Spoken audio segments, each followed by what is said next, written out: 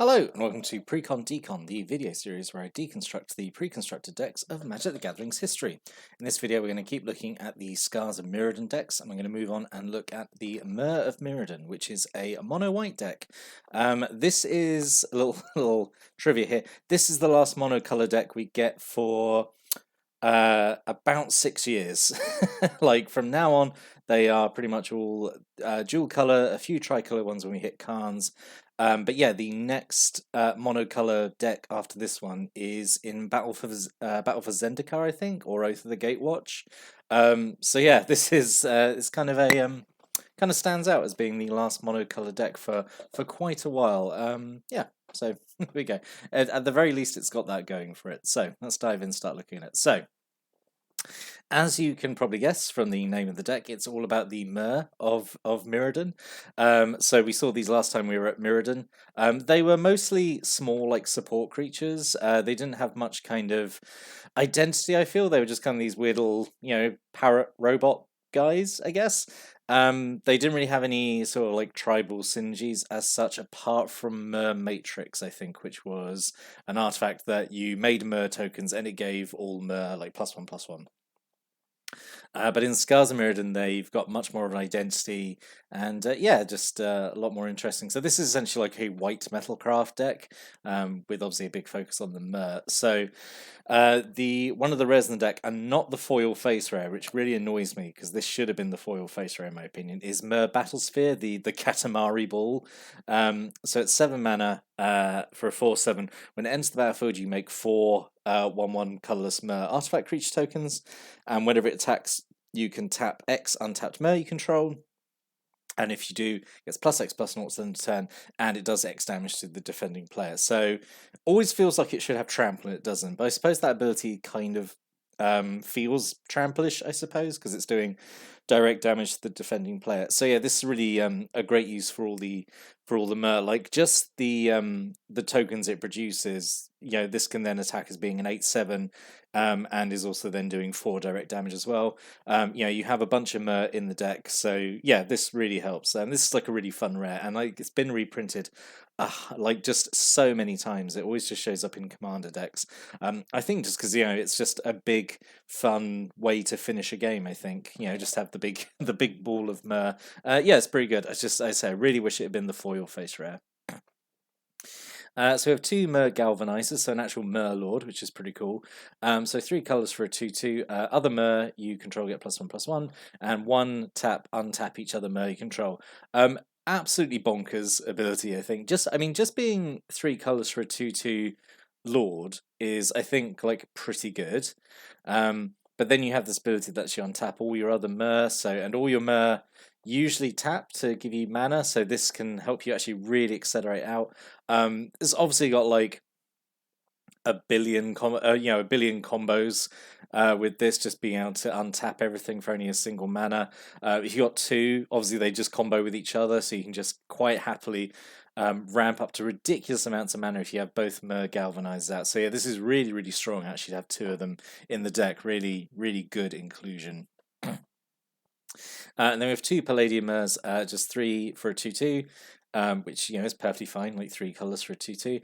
Taps to give you 2 colors. So yeah, this is pretty good. This is pretty solid Myr to have. And again, it goes when you have 2 Myr galvanizers in this. It's it's infinite mana, which is fun. Really nice. There's an infinite mana combo like in an intro deck like this. So then we have 2 Perilous Myrs, 2 mana for a 1/1. When it dies, it does 2 damage to a creature or player. So yeah, pretty good. To have this effect on a small creature that you don't mind. You can play kind of recklessly with it. You can use it to block big stuff, and like it's gonna kick off and do this damage. Yep, I think it's perfectly fine. I would have liked there to be 3 of them personally, I think, but I think 2 is fine. 2 Darksteel Myr, so 3 mana for a 0/1 indestructible. Which is okay. I kind of think they could have made it a 1/1 and it would have been fine, but it obviously just serves then as a super good blocker. And there are ways to pump up creatures in the deck as well, so yeah, it could still be good there. And then 3 Gold Myrs, so 2 colors for a 1/1. Just taps to give you white, so it's the same as all the other mana Myrs in all the other colors. Yeah, perfectly fine inclusion. So that's all the actual Myr cards. We also have Myr Smith, so 1 and a white for a 2/1. Whenever you cast an artifact spell, which there are a few in the deck, you can pay 1. If you do, you make a Myr token, which is pretty good. So this is another good way of just adding more Myr to your side of the board, which will get buffed up by the Galvanize and help contemplate to the Katamari balls. So yeah, this is a good card. Again, kind of wish there'd been 3 in here, but it's an uncommon, so I understand why there's not 3. So the other rare, the For Your Face rare, is Sunblast Angel, which is annoying because it's nothing to do with Myr at all. It's just a big angel, but I suppose it's fine. So 4 and 2 white for a 4/5 flyer. When it enters the battlefield, destroy all tapped creatures.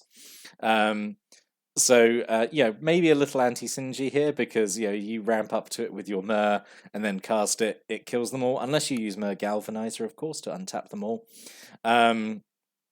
This is, a really fun card. If you can find a way to cheat out instant speed after an opponent's attack, it's really good fun. Or even if your opponent's just had a big turn, they've swung with everything, and then you do this main phase 1, play it, kill all their stuff. I think it's okay. You got to play around with its ability like a little bit. Find the perfect time to do it. But even if this I think kills 1 or 2 things, it's still a 4/5 flyer for like 6 mana, which is kind of okay. We have a single Razor Hippogriff, so 3 and 2 white for a 3/3 flyer. When it ends the battlefield, you get an artifact back from your graveyard, and you gain life equal to its cost as well, which is pretty good. Say you got a bunch of artifacts in here, so nice to get a retrieval with a bit of life gain as well, and also it's a 3/3 flyer, so it's pulling a lot of weight, doing a lot of stuff for you there. Single Auriok Edge Rite, so 2 white mana for a 2/2, has Metalcraft. So we looked at Metalcraft in one of the previous decks, but it basically means as long as you have 3 or more artifacts, you count as having Metalcraft, and then all your stuff with Metalcraft abilities like pops off basically. So as long as you have 3 or more artifacts, he has Double Strike, which for 2 white mana is pretty good. Even if you don't have Metalcraft, still a 2/2 for 2, which is fine, I guess. But being a 2/2 double strike is obviously pretty good, and like 3 artifacts is not difficult to do in this deck because you got so many Myr. You've got other artifacts as well, so yeah, not difficult to hit this requirement. We have 2 Galma's Warden, which is kind of along the same lines. 3 and a white for a 2/4. And if you have Metalcraft, it gets +2/+2. It comes to 4/6, which is for 4 mana, it's fine. Obviously a little bit boring. That's essentially all it is. It's just a fairly big vanilla creature, but at 4 mana, a 4/6 is obviously pretty good. Don't feel like it really needs any other abilities really. And 2 Kemba Skyguard, 1 and 2 white for a 2/2 flyer. When it ends battlefield, you gain 2 life. Yep, again, like 3 mana for a 2/2 flyer is fine. It's like Windrake stats, and the extra life gain is okay as well. This was actually a someone mentioned in one of the previous videos, the Dead Spread one, how Contagion Clasp was a preview card. This was a preview card as well. This was in the Elspeth and Tezzeret dual deck as a kind of a sneak peek. I think Contagion Clasp was the better of the preview cards there because that was doing something interesting. This is just a 2/2 flyer that gives you some life, which is not as exciting as Contagion Clasp. So then, as just a one last artifact creature, you have a Darksteel Sentinel. 6 mana for a 3/3. It has Flash, Vigilance, and Indestructible. This always feels like such a fun card. I think I tried for a while to try and get this into a deck, and I can never find I can never justify making space for it, which is a shame because I think it's pretty fun. I think just the fact you can flash in, be a 3/3 indestructible makes it like obviously a really good surprise blocker. It's got Vigilance, so it can still swing kind of without any kind of concern, still be around to block. I think it's okay. Obviously, if you're playing these decks against each other, though, Indestructible is a little less valuable, and this goes for the Darksteel Mirror as well, is the fact there's so many -1/-1 counters floating around which don't care about Indestructible. And I feel like the remind text, like if the toughness is 0 or less, it's still put into owner's graveyard. I feel like that was added specifically for the Scars of Mirrodin cards, just because there's so many -1/-1 counters, and it just clears up, I think, a potential misunderstanding with how the -1/-1 counters worked. So with 3 Origin spell bombs then, so 1 colorless for an artifact, you can pay 1, tap it, sacrifice it, and you make a Myr token, and when it's put into a graveyard from the battlefield, you can pay 1 white, and if you do, draw a card. So overall, we haven't had really much of a chance to talk about the new spell bombs.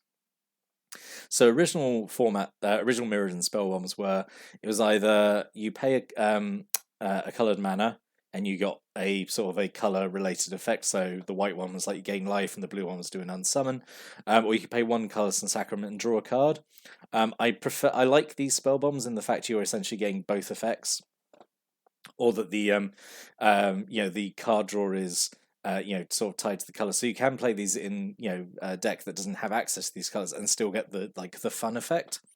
And the card draw is tied to the colored mana, which I think is a more fun design, and it's sort of opened up potential in kind of like limited play as well, to give other colors access to just making Myr tokens, or what are the other effects? I think there was like land searching and messing around with combat and stuff like that. But yeah, I like these. I like these Scars of Mirrodin spell bombs. Although I still really like the original Pyrite and Ether spell bombs. Those are peak spell bombs for me.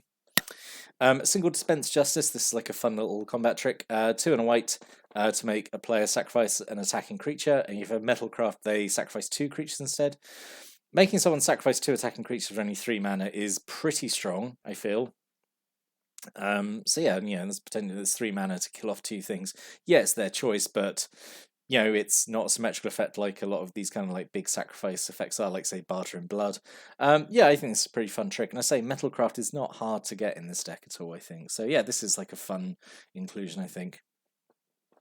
3 arrests for some reason. So 2 and a white, aura goes on a creature. It's like super pacifism. They can't attack or block, and they can't activate abilities, which is pretty good. 1 extra mana just to lock off abilities is pretty fun. 3 revoke existence. This matters a lot, I think, in this block, especially because it's Scars of Mirrodin. It's like a lot of artifacts because it's Mirrodin. So revoke existence. 1 and a white sorcery. Exile an artifact or enchantment. So slower than disenchant because it's sorcery, but it exiles instead of destroys. So I think that's an acceptable trade-off, and so it matters a lot in this kind of block where there are obviously just a lot of artifacts and quite a few quite strong enchantments as well. And then 2 seize the initiative. This is a really basic combat trick. 1 white mana to give a creature +1/+1 and first strike turn. It's fine, I guess. I would argue, though, if you're giving something first strike, you don't normally care about also improving its toughness. You would really want to front load giving it more power instead, because the whole point of giving it first strike is that it doesn't need its toughness. But I suppose here that it's multi-purpose. If they need 1 extra toughness to survive a burn spell or something, it's fine. But it's okay. It's pretty basic as a combat trick. And then 2 inspired charges. This goes really well. Obviously, you're making a lot of Myr, so this goes really well. You're going wide. 2 colors and 2 white to give all your creatures +2/+1 turn, and it's at instant speed, which makes it a really strong combat trick. This is fine to include as well. It goes really well with what the deck's doing. And then 24 planes, because as I say, we're just mono white. So what could have been? So overall, I don't think there's anything like really bad cards in here. I think nothing is like outright, oh, this makes no sense here. What I would have liked to see, maybe a few more artifact creatures, maybe like some these Oriok replicas who are 3 mana for a 2/2. You can pay 1 white, sacrifice prevent all damage a source your choice would deal to you this turn. So it just stops like an attack from a big creature or like a big burn spell. Oriok's Sunchaser I think actually might have been better than the Galma's Warden. So it's 2 mana for 1/1. If you have Metalcraft, it becomes a 3/3 flyer. Or maybe actually instead of the Kemba's Skyguard, because that's kind of a bit of a boring card. This at least has got more synergy what the deck's doing, I suppose. And as an alternate rare, so like I said, I think the Battle Sphere should have been the foil face rare. And then alternate rare, Tempered Steel, 100%. 1 colors and 2 white to give all your artifact creatures +2/+2, so which goes, obviously, you got a lot of Myr. This goes super well. It makes all your Myr at least 3/3. I think that could have been a really, really good rare. And I think this would have made the deck really popular to pick up. I think it was pretty popular to pick up anyway, just because people like the Myr, because I say they're cute little weird parrot robots, but Tempered Steel would have been really good, or even this is the foil face rare could have been really nice. Anyway, that's why this is what could have been. So in summary, I think this one's pretty good. It's pretty solid.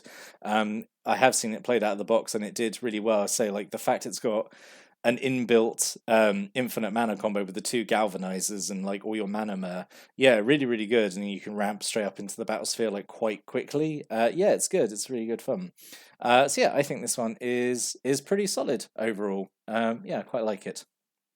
What are your thoughts on the deck after seeing? Do you have any thoughts, comments, stories, opinions about this deck? Please stick a comment below. Always like reading those. But I'll be back next time. Go look at another Scars of Mirrodin intro pack. But until then, thanks for watching and listening. Have a great day.